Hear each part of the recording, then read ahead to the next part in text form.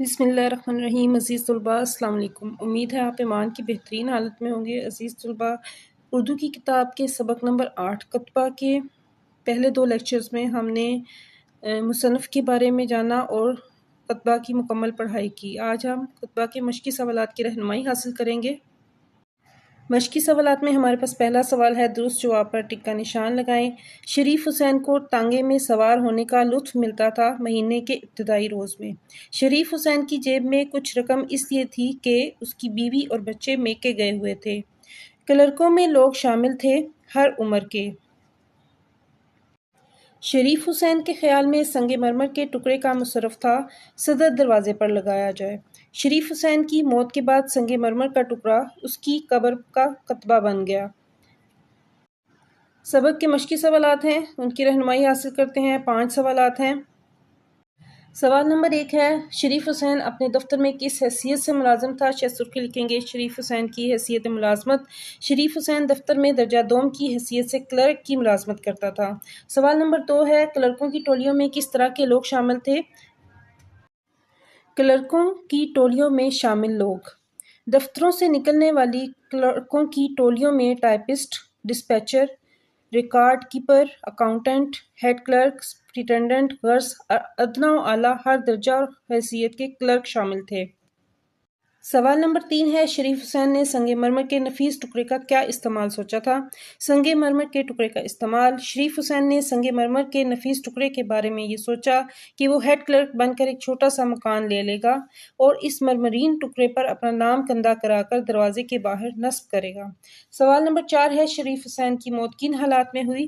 شریف حسین کی موت: شریف حسین اپنی ریٹائرمنٹ کے تیسرے سال جاڑے میں گرم لحاف سے کسی کام کی غرض سے نکلا تو پچھلے پہر کی سرد اور تند ہوا تیر کی طرح اس کے سینے میں لگی، اسے نمونیا ہو گیا۔ بہت علاج کے بعد بھی وہ صحت یاب نہ ہو سکا اور 2-4 دن بستر پر پڑے رہنے کے بعد مر گیا۔ آخری سوال ہے، شریف حسین کی موت کے بعد اس کا بڑا بیٹا سنگ مرمر کے ٹکڑے کو کس مصرف میں لایا؟ کیسے اس نے استعمال کیا؟ شہ سرخی لکھیں گے۔ بیٹے کے ذہن میں سنگ مرمر کے ٹکڑے کا مصرف: شریف حسین کی موت کے بعد اس کے بڑے بیٹے کو مکان کی صفائی کے دوران سنگ مرمر کا کتبہ ملا۔ اس نے سنگ تراش سے کتبہ کی عبارت میں ترمیم کرا کے اسی شام کتبہ باپ کی قبر پر نصب کر دیا۔ عزیز طلباء، مشقی سوالات میں تیسرا سوال ہمارے پاس ہے، الفاظ و تراکیب کے معنی اور انہیں جملوں میں استعمال۔ پہلا لفظ ہے آلکس، کا مطلب ہے سستی، کاہلی۔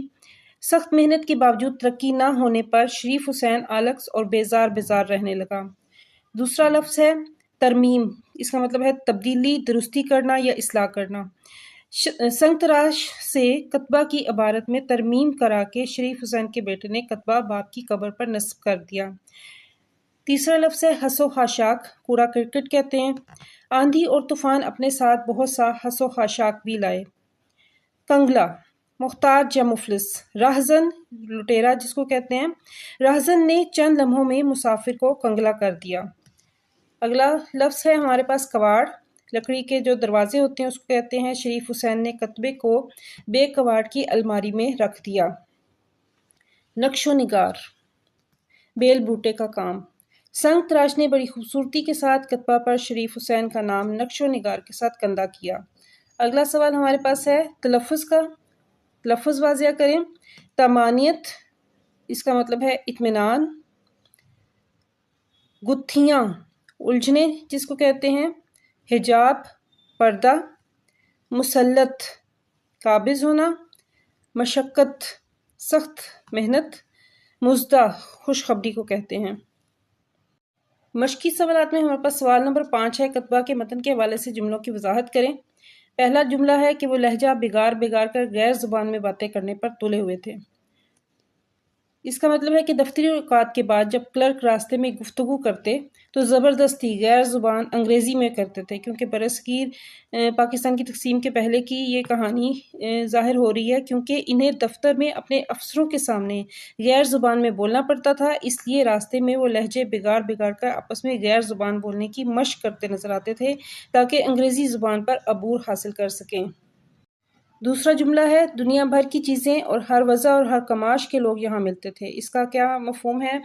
اس کی وضاحت ہے کہ شہر کی جامع مسجد کی سیڑھیوں کے گردا گرد ہر شام کو مختلف سامان بیچنے والوں کی دکانیں سجا کرتی اور میلہ سا لگا رہتا تھا، جہاں دنیا بھر کی چیزیں اور ہر وضع اور ہر کماش یعنی ہر طبقے کے لوگ یہاں چیزیں خریدتے اور مول تول کرتے نظر آتے تھے، جو کہ ہر کسی کے لیے ایک پرلطف تماشا ہوتا تھا۔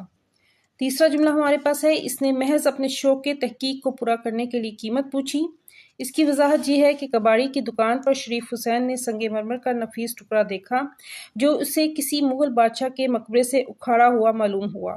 وہ اسے خریدنا نہیں چاہتا تھا، صرف اس کے تجسس نے اسے سنگ مرمر کے ٹکڑے کی قیمت پوچھنے پر ابھارا تو کباڑی نے 3 روپے بتائے۔ بالآخر اسے یہ ٹکڑا 1 روپے میں غیر ارادی طور پر خریدنا پڑ گیا۔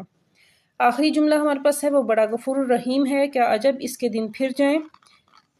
سنگ مرمر کے ٹکڑے کو خریدنے کے بعد اس کے مختلف مصرف شریف حسین کے ذہن میں اپنی نوکری میں ترقی کے ساتھ آئے، تو اس نے سوچا وہ بڑا غفور الرحیم ہے، کیا عجب اس کے دن پھر جائیں اور وہ کلرک درجہ دوم سے ترقی کر کے سپرنٹنڈنٹ بن جائے، اس کی تنخواہ میں اضافہ ہو اور وہ اپنا چھوٹا سا مکان لے لے۔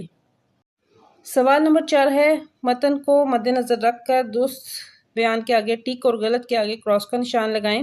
عمارتوں میں کئی چھوٹے بڑے دفتر ہیں جن میں کم و بیش 5000 آدمی کام کرتے ہیں، غلط ہے، 4000 تھے۔ شریف حسین کلرک درجہ اول کچھ سویرے دفتر سے نکلا تھا، غلط ہے۔ شریف حسین نے چونی نکال کر کوچوان کو دی، کراس۔ ان کلرکوں میں ہر عمر کے لوگ شامل تھے، درست۔ سنگ مرمر کے ٹکڑے کو وہ ایک مشہور آہنگر کے پاس لے گیا، کراس۔ وہ اس نتیجے پر پہنچا کہ ترقی لطیفہ غیبی سے ہوتی ہے، درست۔ عزیز طلباء، مشقی سوالات میں ہمارے پاس 8واں سوال ہے تفہیم عبارت کا۔ عبارت کو غور سے پڑھنا ہے اور اس کے سوالات کے جوابات دینے ہیں۔ اہم علاقائی اور قومی تہوار کسی بھی ملک اور علاقے کی ثقافت اور روایات کا اہم حصہ ہوتے ہیں۔ یہ تہوار لوگوں کو آپس میں جوڑنے اور محبت، بھائی چارے اور یکجہتی کے جذبات کو فروغ دینے کا ذریعہ بنتے ہیں۔ پاکستان میں عید الفطر، عید الاضحیٰ، یوم آزادی، یوم دفاع اور یوم تکبیر جیسے تہوار قومی سطح پر بھرپور جوش و خروش سے منائے جاتے ہیں۔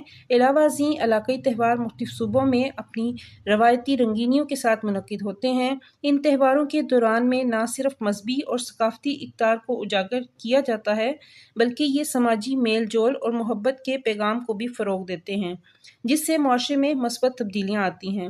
سوالات ہمارے پاس ہیں۔ پہلا سوال، کسی بھی ملک یا علاقے کی ثقافت اور روایات کا حصہ کسے قرار دیا گیا ہے؟ تو اس کا جواب بہت آسان لفظوں میں اپنے الفاظ میں دینا ہے کہ اہم علاقائی اور قومی تہوار کسی بھی ملک اور علاقے کی ثقافت اور روایات کا اہم حصہ قرار دیے گئے ہیں۔ مذہبی تہوار کون کون سے ہیں؟ مذہبی تہوار یہاں پہ کچھ تہوار لکھے ہیں پاکستان میں، ان میں کچھ علاقائی ہیں اور کچھ مذہبی ہیں۔ مذہبی میں ہمارے پاس عید الفطر اور عید الاضحیٰ ہیں۔ مذہبی تہوار عید الفطر اور عید الاضحیٰ ہیں۔ سوال نمبر 3 ہمارے پاس ہے، قومی اور علاقائی تہواروں کے 2 فائدے لکھیں۔ پہلا فائدہ کہ اس سے مذہبی اور ثقافتی اقدار کو اجاگر کیا جاتا ہے، اور دوسرا فائدہ یہ سماجی میل جول اور محبت کے پیغام کو بھی فروغ دیتے ہیں، جس سے معاشرے میں مثبت تبدیلیاں آتی ہیں۔ سوال نمبر 4 ہمارے پاس ہے، پاکستان کے قومی تہواروں کے نام لکھیں۔ یہاں پہ قومی تہواروں میں پاکستان کے تہواروں میں مختلف تہوار لکھے ہیں، 2 مذہبی ہیں، باقی جو سے ہیں وہ پاکستان کے قومی تہوار ہیں۔ ان میں ہم جواب اس طرح سے لکھیں گے کہ پاکستان میں یوم آزادی، یوم دفاع اور یوم تکبیر جیسے قومی تہوار بھرپور جوش و خروش سے منائے جاتے ہیں۔ آخری سوال ہمارے پاس ہے، مندرجہ بالا عبارت کا موضوع عنوان تحریر کریں۔ موضوع عنوان تجویز کریں، تو اس کا موضوع ترین عنوان ہوگا کہ اہم علاقائی اور قومی تہوار۔ عزیز طلباء، آج کے لیکچر میں اتنا ہی۔ نئے لیکچر میں اس سبق کی تشریح اور باقی مشقی سوالات کی رہنمائی حاصل کریں گے۔ میرے چینل پہ نئے ہیں، چینل کو لائک کریں، کمنٹ کریں، شیئر کریں، سبسکرائب کریں۔